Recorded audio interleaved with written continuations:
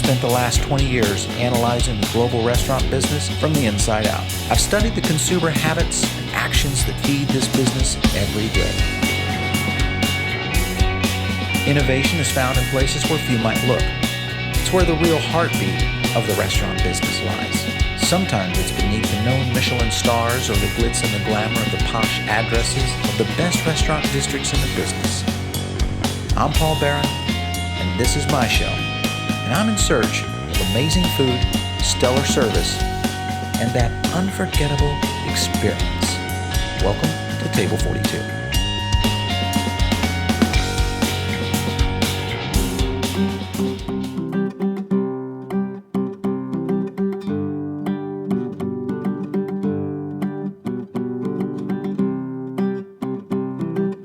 All right, so here we are at the Venetian Hotel in Las Vegas in the flagship restaurant, DB Brasserie of Daniel Boulud. Now, Daniel Boulud, of course, is a historic, possibly quite a legend in the business of understanding French cuisine to the best. Let's take a look at the menu and see what Mr. Boulud has up his sleeve. I think the escargot spatula might be the one. All right, great, thank you. But what's interesting about this dish is they're using chicken in this with the spetzel and what looks to me maybe either a spinach or a parsley bed of great herbs. So this would be a fun dish to try. I can't wait to see how Chef Middleton is putting this together in the back of house tomorrow when we visit them. This is a great place. I think French cuisine is definitely at the top of the list right here. Cheers.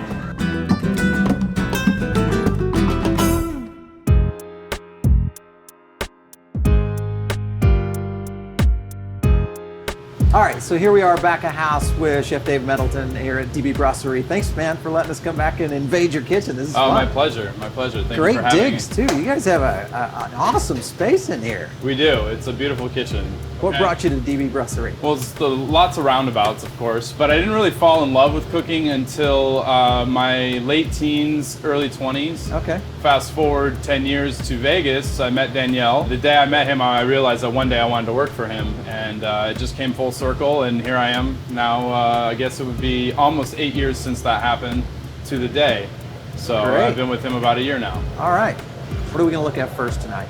The first dish we're going to prepare is the Linguini De Sood. It's relatively rustic. It's a pasta dish, so it's going to go in a bowl.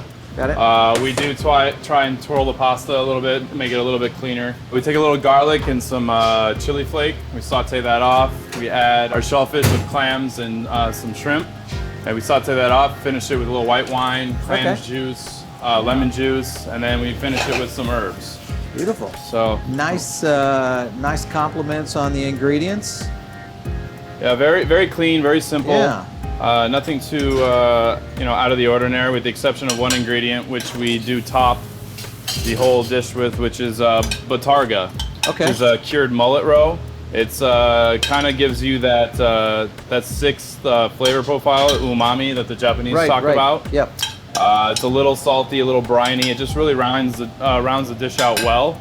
And because it is a seafood dish, a seafood pasta, we don't use Parmesan cheese. We use breadcrumbs that kind of fill that void. Gorgeous. And voila. There you go. All right. All right, Chef, so here we are on dish 2. Let's take a look. What do you got in mind? We're doing our escargot spatula, and that has our chicken oysters, or the Pope's nose, known in the South. It's basically the love handle of the chicken. It's the dark meat, so it's not white meat, so it's quite rich. And it goes well with the escargot, which is kind of a blank canvas. Yeah. And we saute off some garlic, some shallot, some champignons or button mushrooms that we've poached in white wine to add some acidity to the dish. Then we finish it with a little toasted hazelnut spetzel, which is a German free-form pasta, which most people are familiar with, and little herbs. Nice. So great preparation. This is one of those dishes, got a lot of flavors going on inside there too. Yes, there is a lot going on. It's not your traditional just garlic, butter, and escargot by any means. All right, Chef, so here's your final act. What do you got in mind? Yeah, we're gonna do our steak tartare dish, which we actually just recently put on the menu. Okay. You know, it's a bistro and brasserie classic, so we felt that you know, we got to give the public what they want. Right. Yeah. With a very small variation in that we put a quail egg on top instead of a chicken egg, so it's a little bit different. Nice touch. Yeah. So we have our ground beef. We actually grind it ourselves daily. So we're gonna add our dressing, which has Worcestershire sauce, Tabasco, grain mustard, Dijon. A little bit of sherry vinegar, and we'll mix that up. We'll also add a little bit of our diced red onion. Gorge. A little cornichon, which is like a gherkin or a miniature pickle, if you will. Yep. We have some chopped capers, and so we'll mix all this up, and then we have our little, our nifty little ring mold here. So we'll put this in here. Set it up. Set it up, exactly.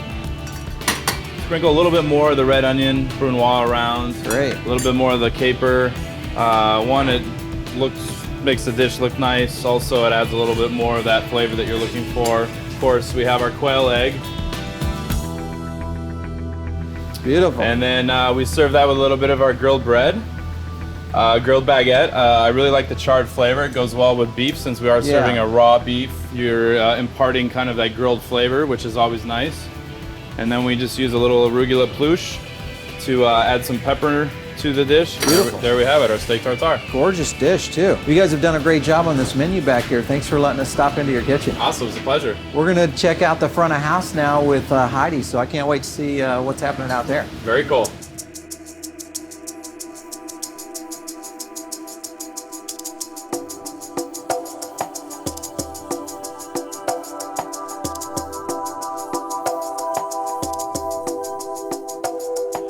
All right, Heidi, so here we are out front of DB Brasserie and had a great time back at house with Chef. Really got a chance to see some amazing food that you guys are doing here. Kind of walk us through a little bit about the restaurant. Sure. So we're located right off of the casino floor, very close to the convention center, which gives us a lot of opportunity for corporate America and clients to host cocktail events here in the front portion of the dining room, and still enjoy beautiful power lunches as well. Sure. We can accommodate groups of 90 to 100 in the main dining room for a quick lunch. What are you guys trying to do here in Las Vegas that might be a little different here at DB? One of the goals that we try to get across to everyone is that, you know, for someone from Middle America who is sort of steak and potatoes, my father is one of the pickiest eaters, very meat and potatoes type of gentleman, but he could come in here and have the most gorgeous steak and potatoes and walk away very, very fulfilled with the experience. It doesn't have to be, you know, an intimidating environment just because it's French. Well, you guys have kind of carried through this great French cuisine right through to front of house. So let's talk a little bit about what we see in terms of design and theme of the restaurant. What are we looking at here? Hopefully it's taking you to a place that, you know, it feels very Parisian. That's sort of the goal, obviously. A lot of dark wood accents, a lot of beautiful brass, a lot of mirrored pillars, beautiful tiled floors, and sort of a natural skylight, if you will. Jeffrey Beers International Design has done the restaurant for us, and we're very happy with it. Yeah, it's kind of an oasis right here in the Venetian. You kind of, once you walk in through the doors, it just kind of opens up and becomes this beautiful space. I love the birch trees back in the back, kind of an interesting texture to the restaurant. So, okay, so a guy comes in, he's never tried French food before, or maybe a French wine. I know I've fallen in love with French wine. I got a chance to go to Paris not too long ago. Man, Jealous. what amazing wine. It just like reintroduced French wine to me. Again, do you find people trying to do things like that here at DB? I do. I think when people are on vacation or entertaining clients that they tend to step out of their comfort zone just a little bit and be more experimental than they would at home. So it's great to see. Yeah, and a great chance to really kind of pair some of that with Chef's food too, which is amazing. But great stuff here. Thanks so much for letting us stop in here at DB Brasserie. Thank you for joining us.